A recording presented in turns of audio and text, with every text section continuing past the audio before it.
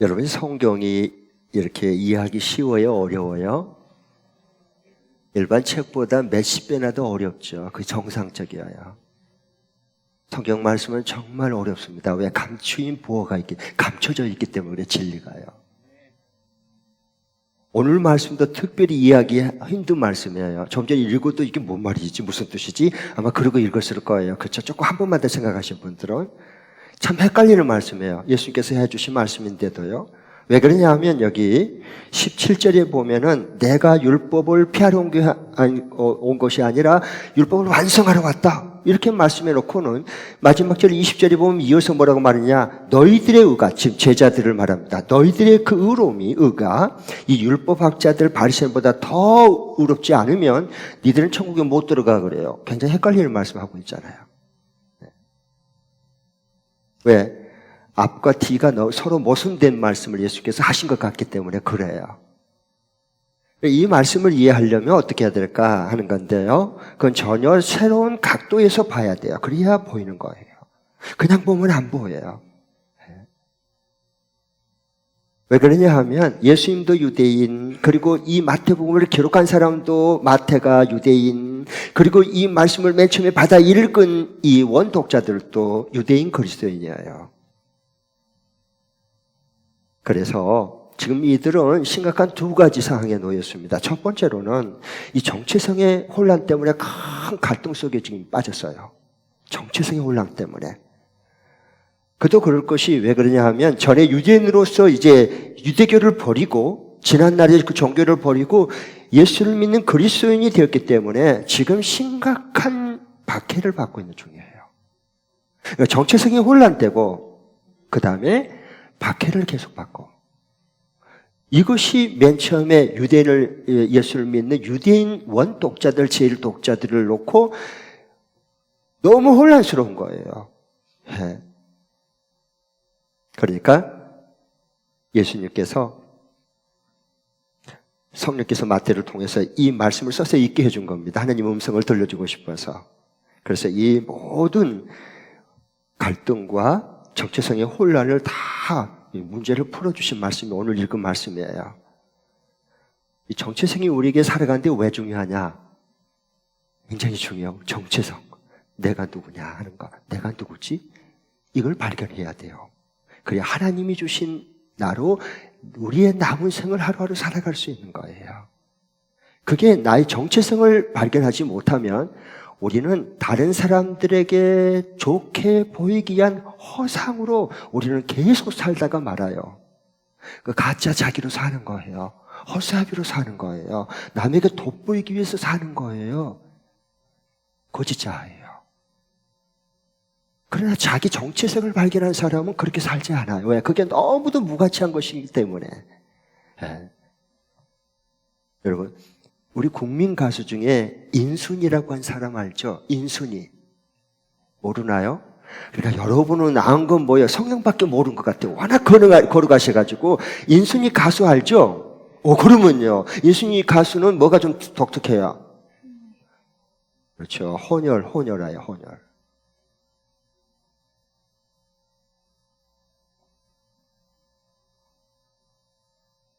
유교 때 그 참전했던 흑인 미군하고 한국 여자하고 사랑해서 태어난 아이가 인순이에요. 그런 불행한 가운데 태어났어요. 그리고 당시에, 지금은 좀 사람들 의식이 깨어나서 괜찮은데 그 당시는 혼혈하다 그러면요, 사람들의 편견이 너무 심했어요. 그리고 뭐 동물처럼, 뭐 원숭이처럼 동물원에 이렇게 내리깔아서 봤어요. 그 손가락질하고. 그런 가운데서 한 기자가 이제 방송에 이제 인순이가 나왔을 때 제가 그거 보는 게 지금도 기억에 나요. 물어봤어요, 사회자가. 인순이 이제 초대를 해가지고, 인순이 가수를요. 그래서 당신이 이렇게 혼혈아로서 성장할 때, 성장 과정에 얼마나 정체성의 갈등도 있었을 거고, 사람들이 막 손가락질하고 수근수근하고 막 이런 게 얼마나 많았겠어요. 그 민감할 때. 근데 그것을 어떻게 극복하고 이 국민 가수까지 될 수 있었느냐는 그 질문을 했어요. 그러니까 뭐라고 대답하지? 윤순이가 거기에 대해서 뭐라고 대답하지? 정말 그 서러운 눈물을 흘리면서 그 모든 것을 극복했잖아요. 듣고 일어났잖아요. 뭐라고 대답할까? 내가 길종을 세워서 보았더니 이렇게 대답했어요. 내가 이 모든 것을 다 극복하고 당당하게 여기까지 살아올 수 있었던 것은 하나입니다. 내가 버림받은 자가 아니라 하나님이 나를 사랑하고 있다는 그 사실을 내가 발견하고 그때부터 내가 당당하게 살아왔습니다. 그러더라고요. 아멘. 네. 자기 정체성을 발견한 거예요. 그리고 그것 가지고 노래를 하면서 모든 국민들의 마음을 새롭게 희망을 심어주고 울림을 주면서 감동을 주면서 자기의 정체성을 보는 거예요. 한 가수도 그러는데. 그러니까 우리도 마찬가지예요. 오늘 여기 19절에 보면 저는 이제 성경을 보면서 의문점이 참 질문이 많거든요. 저는요. 19절에 봐도 이런 말씀을 하셔요. 왜 여기서 천국에서 큰 자 작은 자 얘기를 할까? 아니 천국은 똑같지 않나요? 천국도 큰 자가 있고 작은 자가 있고 그렇게 불공평하고 불평등할까요? 뭐지? 항상 성경 볼 때 너무 궁금한 게 많아요. 이 19절 한번 읽어보겠습니다. 예수님께서 이와 같이 말씀, 큰 자, 작은 자 뭐 이런 얘기 말씀하시거든요. 시작. 그러므로 누구든지 이 계명 가운데 아주 작은 것 하나라도 어기고 사람들을 그렇게 가르치는 사람은 하늘나라에서 아주 작은 사람으로 이끌어질 것이요 또 누구든지 계명을 행하며 가르치는 사람은 하늘나라에서 큰 사람이라고 이끌어질 것이다. 네, 그래요. 여기 보니까 이 계명을 주신 계명 아주 작은 거 하나도 어기고 그리고 가르치는 사람은 천국에서 지극히 작은 자라 불릴 것이다. 반면에 이 계명의 말씀을 먼저 지키고 가르치는 사람은 하늘나라에서 큰 사람이라고 불릴 것이다 라고 말씀하세요. 천국에도 큰 자가 있고 작은 자가 있어요. 성경이 그렇다 그렇잖아요. 그러니까 과연 그렇다 그러면 여기서 말하는 이 큰 자는 누구고 작은 자는 누구일까 하는 거예요. 여러분 큰 자예요, 작은 자예요? 여러분은 큰 자예요, 작은 자예요? 작은 자니까 모두 큰 사람이 되게 해달라. 내가 잘 안 되니까 우리 자녀들은 큰 사람이 되게 해달라. 이렇게 기도 많이 하시죠? 그러지 않나요? 포기했나요? 예. 그렇지 않죠. 기도를 그렇게 하잖아요.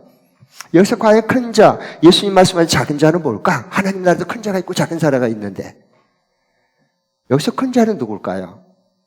바로 나오는 그 20절에 나오잖아요. 여기에 율법을 그렇게 열심히 지켰던 이 율법학자들과 그리고 바리새인들. 이들은요. 당시 이들보다 율법을 더 철저하게 지킨 사람은 없어요. 왜냐하면 이들은 신앙을 잘못 왜곡시켰는데 하나님의 말씀을 율법을 철저히 지키면 그토록 고대하고 바라던 메시아가 온다라고 그들은 철떡같이 믿고 그렇게 살았어요. 그러니까 하나님 말씀 율법을 철저하게 지키는 거예요. 그래서 이들은 큰 자다 그렇게 말씀했지만요. 더 놀란 것은 뭐냐 하면 천국에서 큰 자라 불릴 만큼한 이들 율법 학자들과 그 다음에 거기에 바리새인들 이들이 천국에서 큰 자라 불릴 만큼 이들도 20절에 보면 뭐라고 말씀합니까? 이들보다 더 너희들이 제자들은 너희들이 의롭지 않으면 천국에 들어갈 수 없다라고 말씀하신 거예요. 이것도 무슨 뜻일까요? 자, 20절 한번 읽어볼게요. 시작. 내가 너희에게 말한다. 너희의 의가 율법 학자들과 바리새파 사람들의 의보다 낫지 않으면 너희는 하늘나라에 들어가지 못할 것이다. 하나님 들어갈 수 있고 들어가지 못할 만큼의 중요한 게 이 율법 학자들과 바리새인보다 의가 더 나아야 된다는 거. 그래야만 천국 들어갈 수 있어. 그렇지 않으면 천국 못 들어가라고 말씀했어요. 지금 누구에게 한 말씀이에요? 예수님 제자들에게 하신 말씀이에요. 그럼 이상하잖아. 예수 믿으면 천국 다 들어가잖아. 또 이건 뭐지? 예수님 왜 이 말씀 여기서 하시지? 예. 그래 성경 보는 눈이 열리고 떠지기 시작하는 거예요. 그때부터. 이 메시지의 핵심은 뭐냐 하면 이런 걸 쉽게 얘기하면 너희는 이 큰 사람들보다도 더 커야 하고 이들 율법학자들과 바리새인 저들보다도 더 의로워야 돼. 그래야 천국 들어갈 수 있어 라고 예수님 말씀하신 겁니다. 그럼 왜 이 말씀을 했을까? 그걸 이해하려면 실예를 들면 금방 알 수가 있어요. 실제 예를 들어야 돼요. 그래야 빨리 우리가 하나님 말씀, 아, 그렇구나, 맞다. 진짜 예수님께서 그러니까 이 말씀 했구나 하는 게 금방 마음에 쑥쑥 받아들여지고 믿어져요. 세례요한을 보면 금방 알 수 있어요. 세례요한. 네. 여러분, 세례요한을 알죠? 네. 먼저, 마태복음 11장 11절 PPT 함께 해주십시오. 예수님께서 이렇게 말씀했어요. 자, 세례요한에 대해서 얘기하면서 이렇게 얘기해요. 시작. 내가 진정으로 너희에게 말한다. 여자가 낳은 사람 가운데서 세례자 요한보다 더 큰 인물은 없다. 그런데 하늘나라에서는 아무리 작은이라도 요한보다 더 크다. 이거 대반전을 말씀한 거거든요. 그러니까 세례 요한을 주님께서 칭찬했어요. 이 세상의 모든 여자가 낳은 자, 그럼 여러분, 이 세상에 태어날 때 엄마가 다 낳았어, 우리 전부 다요. 그러니까 모든 사람 엄마가 낳은 거야. 여자가 낳은 사람 중에 세례 요한보다 큰 사람이 없다 그랬어요. 그렇게 말씀해 놓고 이걸 또 뒤집어요, 예수님께서. 그래, 너희들은 저 세례 요한보다 아무리 지키 작은 자라도 세례 요한보다 더 커 그래요. 굉장히 헷갈리잖아. 도대체 뭘 말씀하려고 하는 걸까? 네. 꼭 그렇게 여러분 질문하고 따라오시기 바랍니다. 들어야 돼요. 네. 그러니까 이 말씀은 이 세상의 사람들의 평가와 천국에서 하나님이 평가하는 것은 완전히 다르다는 걸 강조하는 거예요. 달라요, 여러분. 이 세상에서 사람들이 평가하는 그 평가와 하나님 나라에서 하나님이 평가하는 평가는 완전히 다르다 하는 걸 지금 강조하는 거예요.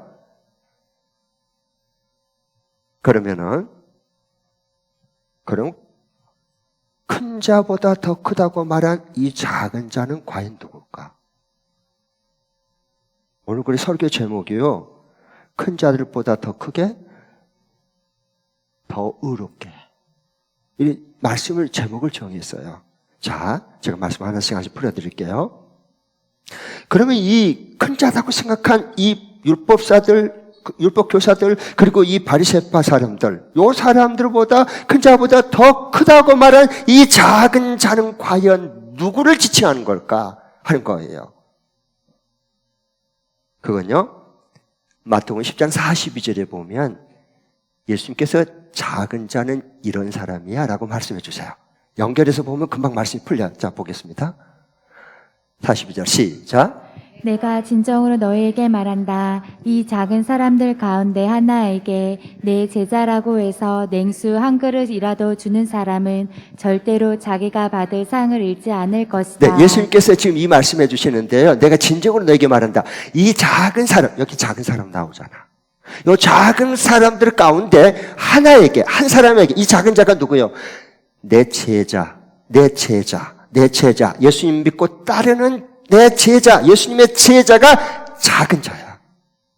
내 제자라고 해서 냉수 한 것이라도 이렇게 대접해주고 섬기는 사람은 절대로 내가 그 받을 상들을 그때 잃지 않고 반드시 그 상을 줄 거야 라고 말씀하는 거예요.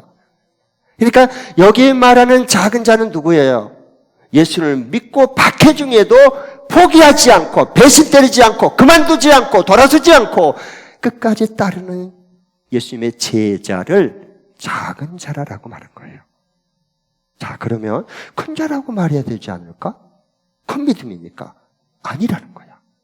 자, 그러면 여러분 이제 여기서 많이 헷갈려야 돼요. 뭐지? 혼동이 와야 돼요. 뭐지? 알 것 같기도 하고 못 그럴 것 같기도 하고 뭐야? 꼭 이렇게 여러분 질문을 해야 돼요. 말씀 앞에서.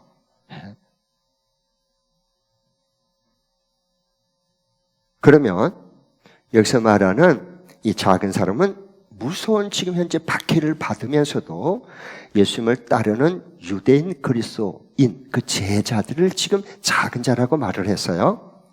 그러면 이 마태복음에서 예수님을 정말 믿고 따르는 제자들을요, 왜 큰 자라고 부르지 않고 너희들은 하나님 나라의 큰 자야 이렇게 불러주면 좋잖아요. 그 큰 칭찬이니까 격려가 될 거 아니에요. 근데 왜 큰 자라고 말하지 않고 왜 작은 자라 말할까? 또 자신들을 말할 때 작은 자라고 그렇게 자기도 그렇게 고백하고 말했거든요. 이건 뭘까 하는 거예요. 오늘날 교회하고는 좀 다른 것 같아요. 전부 다 큰 자 되겠다고, 남보다도 큰 자 되겠다고, 큰 일을 하겠다고, 그래갖고 큰 일을 저지르고 말아요. 자기 정체성을 잃어버린 거거든요, 그걸. 그래서 부항기가 들어간 거예요. 그건 아니거든. 그러면은 여기서 왜 제자들을 큰 자라 말하지 않고 그렇게 박해 속에서 그렇게 목숨을 걸고 주님을 따르고 주님을 섬기는 그 제자들이 진짜 하나라 큰 자가 돼야지 왜 작은 자라 부를까? 자기 자신들도. 여러분, 그건 이거예요. 자, 저를 봐보세요.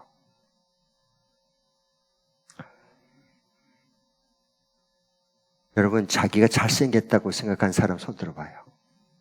나는 그래도 굉장히 잘생겼다는 사람. 나는 상당히 멋진 남자야. 자, 손 들어보세요. 여러분, 생을 포기했나요? 아니, 손 들어봐요. 그렇게 생각을 조금이라도 든 사람.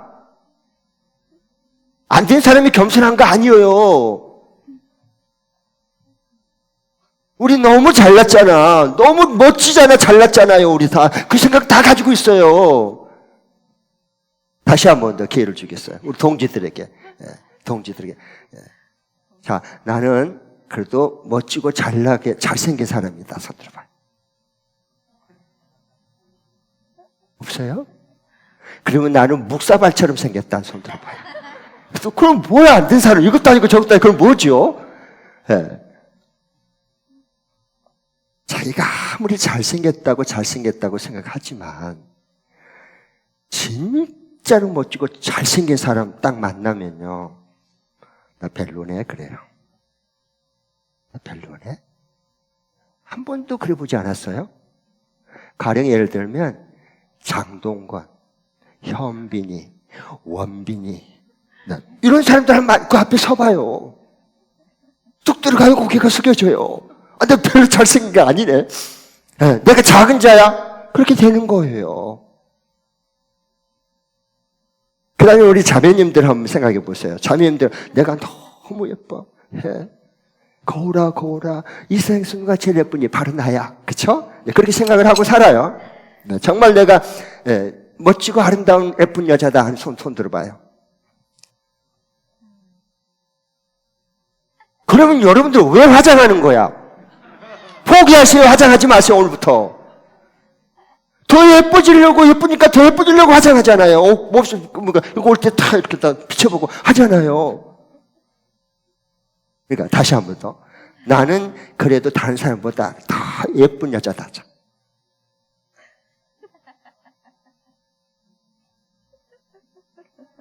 이거 어쩌면 좋지? 아, 그럼 나는 옥돌을 매다. 옥상에서 떨어진 매주다. 그 손 든 사람 하나도 없어. 그럼 뭐지? 중간만 가겠다는 뜻이에요?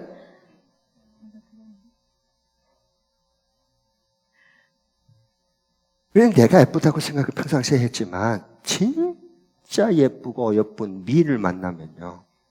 별거 아니네, 그래요. 가령, 이영애 씨, 김희선 씨, 아이유. 이런 사람 앞에 한번 서봐요. 쑥 들어가. 여러분, 그러지 않나요?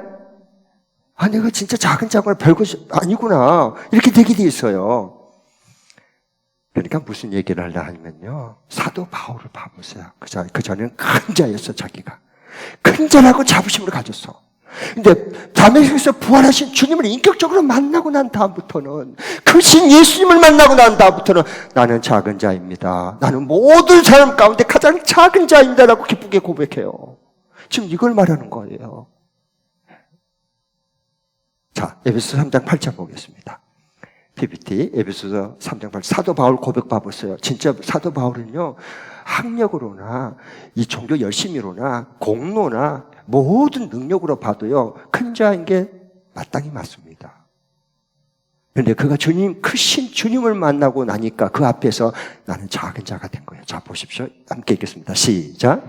하나님께서 모든 성도 가운데서 지극히 작은 자보다 더 작은 나에게 이 은혜를 주셔서 그리스도의 헤아릴 수 없는 부유함을 이방 사람들에게 전하게 하시고, 그러니까 내가 모든 성도들 가운데 작은 자 중에 가장 작은 자인 나에게 이 은혜를 주시고 복음을 전개해 주신 것은 하나님의 은총이다, 그 말입니다. 그러니까 자기 자신을 뭐라고 얘기해요?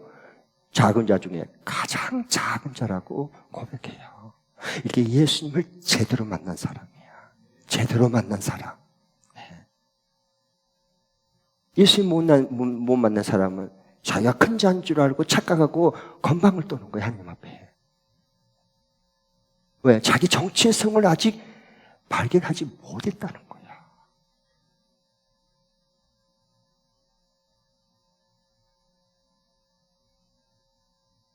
그래서 내가 정말 주님을 따르는, 주님을 진짜 인격적으로 만나고 교제하는 그 예수님 따르는 제자의 정체성을 가지면 가질수록 나는 지극히 작은 자라고 고백해요. 그리고 하나님이 그 은혜로 내가 나 된 것은 하나님의 은혜로 하나님이 이렇게 나를 사용해 줬어라고 주님, 크신 주님을 자랑하게 돼 있어요. 왜? 자신의 정체성을 발견해서 살기 때문에 그래요. 그러면은 마태복음 이제 10장에 보면 예수님이 이 작은 자들의 예수님의 제자들을 데리고 앞으로 어떻게 이들을 세울 것인가를 미리 말씀해 준 내용이 나와요. 그게 이제 예수님이 사람을 키우는 방법인데요. 마태복음 10장 24절 25절 한번 띄워주십시오. 네, 같이 한번 읽겠습니다. 그걸 좀 염두에 두고 또박또박 읽겠습니다. 시작. 제자가 스승보다 높지 않고 종이 주인보다 높지 않다. 제자가 제 스승만큼 되고 종이 제 주인만큼 되면 충분하다. 그들이 집주인을 바알세불이라고 불렀거든. 하물며 그 집 사람들에게야 얼마나 더 심하겠느냐. 네. 원래는 스승만큼 된 제자가 쉽지 않아요. 그렇죠? 주인만큼 된 종이 쉽지 않아요. 그러면서 25절 이렇게 무슨 말씀일까? 예수님께서 하신 말씀이 그건 제자가 스승처럼 되고 종이 주인처럼 된다면 충분하다는 거야. 예수님이 그렇게 충분히 이들을 키우려고 하는 거예요, 지금. 네. 그게 진짜 스승이에요. 스승은 제자를 키울 때 너는 나보다 더 탁월하게 될 거야. 이게 그림이 보여야 돼요. 그래야 그 스승보다 더 큰 자가 되는 거야. 그래야. 그렇지 않나요? 네. 예수님이 그런 마음으로 제자들 지금 대하고 있는 거예요. 그래서 너희 제자가 이제 나처럼 스승이 될 거다. 라는 걸 미리 꼭 내다봤어. 그리고 이 형편없는 제자들을 키웠어요, 계속. 왜? 제자들을 큰 자로 세워주고 싶어서 그래요. 자신보다 더 크게. 보통 사람들은 시기 질투해갖고 그냥 그를 밟아버려. 대부분 그래. 서로. 예수님은 그러지 않으셨어요. 그래서 예수님께서는 이 말씀을 했어요. 제자들에게 이 말씀을 했습니다. 떠나기 전에 제자들이 불안해하니까 이 말씀을 해주신 거예요. 요한복음 14장 12절. 이 사람을 보는 이 눈이 떠져야 돼요. 자기 정체성이 분명하게 발견된 사람은 사람을 볼 때 그냥 외모를 보지 않아요. 저 사람이 하나님 나에게 맡겨준 것은 나보다 더 큰 사람을 하나님 세우라고 하는 거구나. 눈에 싹 들어와 버려야 돼. 이게 사람 보는 눈이 열린 사람이야. 아셨죠? 네. 자, 한번 요한복음 14장 12절 다 함께 읽겠습니다. 예수님이요, 형편없는 제자들을 보면서 이렇게 말씀한 거예요. 시작. 내가 진정으로 너희에게 말한다. 나를 믿는 사람은 내가 하는 일을 그도 할 것이요 그보다 더 큰 일도 할 것이다. 그것은 내가 아버지께로 가기 때문이다. 이 세상을 떠나서 아버지께로 가야 돼요, 예수님. 그런데 이 세상을 떠나기 전에 꼭 할 일이 남아있어. 그게 뭐냐? 나를 믿는 너희가 나의 한 일을 그대로 할 수 있게 해주고, 영원히 제3내용을 그 사역을 계속하게 해주고, 그 다음에 나보다 더 큰 일을 너희들이 해낼 거다 라고 말한 거예요. 아니, 하나님의 아들, 말씀한 대로 천지를 만드신 그 전능하신 창조주 하나님이신 예수님께서 자기보다 더 큰 일을 제자들이 할 수 있다? 그런데 그렇게 했어요. 예수님 그렇게 세웠어요. 말하는 대로 되는 거야. 바라보는 대로 되는 거야. 예. 그래서 여러분, 예수님의 제자 중에 베드로가 있었죠. 그 형편없는 부탁 막 이러고, 예수님 뭐 충성은 다 오기도 같이 갔다. 그리고 막상 어려움 당하고 잡힐 것 같으니까, 죽을 것 같으니까, 나 예수 모른다고 맹세하고 저주하고 도망치고 막 이런 베드로 형님. 네. 그런데 그에게 성령을 예수님께서 보내 부어주시자 그가 성령의 사람이 돼서요, 3,000명, 5,000명의 영혼을 구원하고 제자를 세워냈어요. 예수님 한꺼번에 3,000명, 5,000명 영혼 구원하고 제자 세울지 못했습니다. 진짜 예수님은 그걸 내다본 거예요. 하나님의 성령이 이면, 성령의 사람이 되면 너는 나보다 더 큰 일을 할 거다. 더 큰 일을 하게 만들어주셨어요. 이분이 예수님이세요. 그러면서 원래는 이제 마태복음 13장에 보면 그 천국을 작은 겨자씨 비유로 말해요. 작은 씨, 아까 작은 자, 작은 사람, 작은 겨자씨 비유를 왜 했을까요? 그것은 제자들이 처음 너희들이 날 따라오너라 그럴 때 배와 그물을 버려두고 아버지를 버려두고 주님을 따를 때 우와 대단한 기대감이 컸어요. 우리는 큰 사람이 될 거고 큰 일을 하게 될 거다 그랬는데 막상 박해가 심해. 그리고 결과만큼 열매가 없어. 그러니까 점점 위축이 되는 거예요. 내가 괜히 그 버리고 주님 따랐나? 그만둘 걸. 그때 안 따라왔어야 되는데. 내가 제정신 차리지 못했나? 얼떨 길을 따라버렸네. 그러면서 이제 그만둘까? 내려놔야 될까? 이 생각이 왔다 갔다 하는 거야. 왜? 아무리 해봤자 열매가 없어. 열매가 없어요. 그리고 박해는 점점 심해지지. 그러니까 어떻게 생각하겠어요? 그만 난 자격이 없으니까, 난 능력이 없으니까 이제 내려놔야 되겠다. 이제 이런 거예요. 다 똑같은 저와 여러분의 얘기들이에요, 지금요. 성경은. 네. 그러니까 예수님이 그들의 그 흔들리는 믿음을 보고서 겨자씨 비유를 말해준 거예요. 가장 작은 씨앗 중에 겨자씨다. 그러나 이것을 심어서 싹이 나고 나중에 크면 모든 나물보다 더 크지 않느냐? 새들이 와서 거기서 노래하지 않느냐? 천국은 이와 같다? 라고 말씀한 거예요. 그리고 그들을 모든 나물보다 더 크게 겨자씨의 환상처럼 그들을 이루시고 주님이 하늘 보좌로 이 세상을 떠났어요.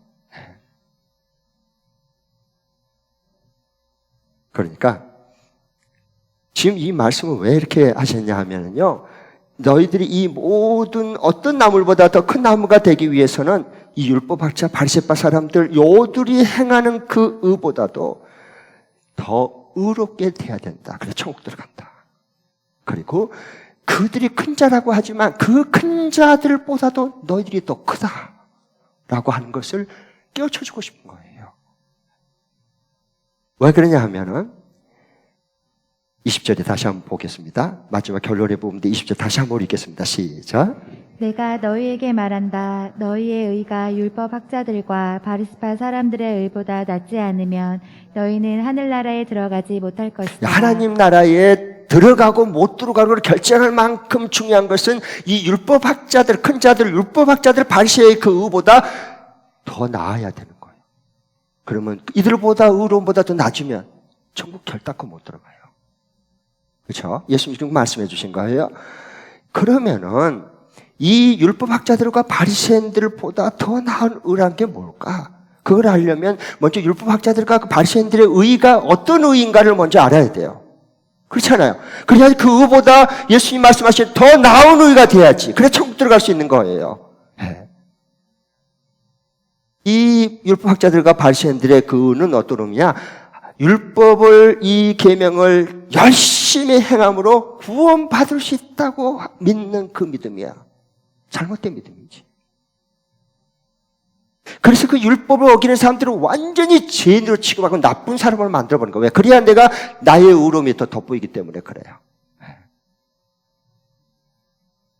그래서 예수님이 그들을 보면서 니들의 대적과 같은 건데 겉은 설거지를 깨끗하게 하는데 네 속에 여기에 마음속에 있는 것은 너무도 더럽혀 있다라고 말씀한 거예요. 그건 의로움이 될 수 없다는 겁니다. 겉과 속이 다른 거예요. 이게 율법학자들 바리새인의 의였어요. 그런데 이 제자들이 말하는 너희들의 의는, 제자들이 너희들의 의로운 것은 그게 아니라는 거예요. 더 나은 의는 뭐냐?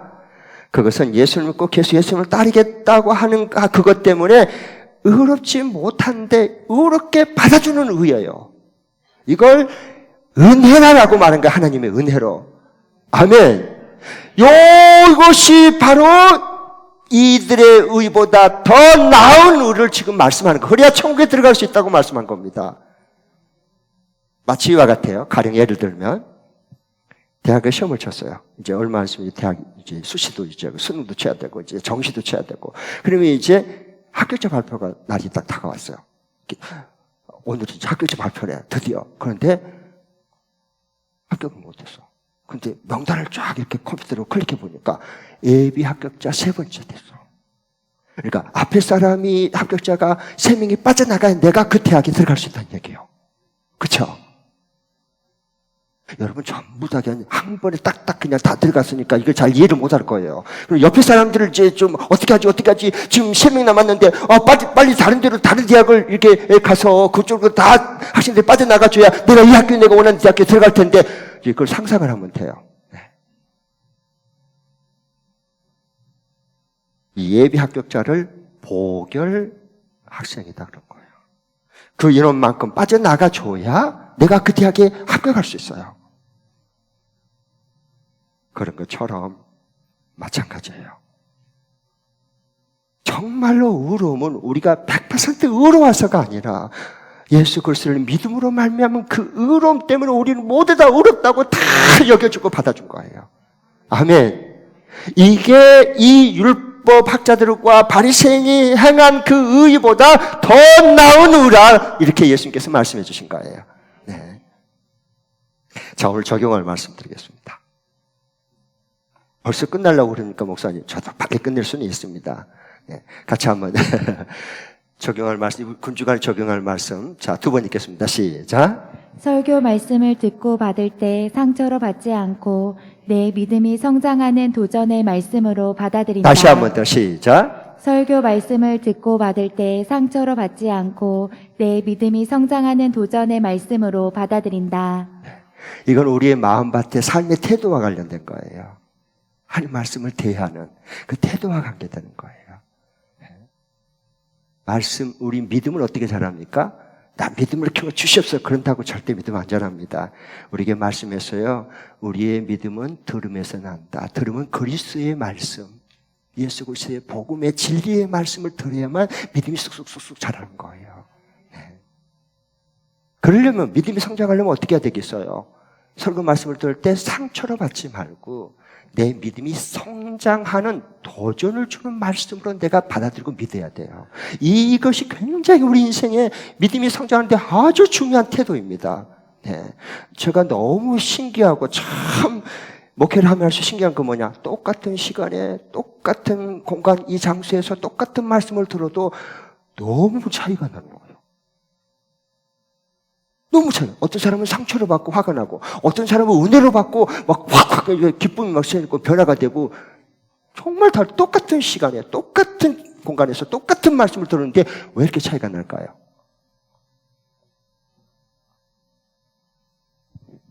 (180도) 달라요. 왜 그럴까요?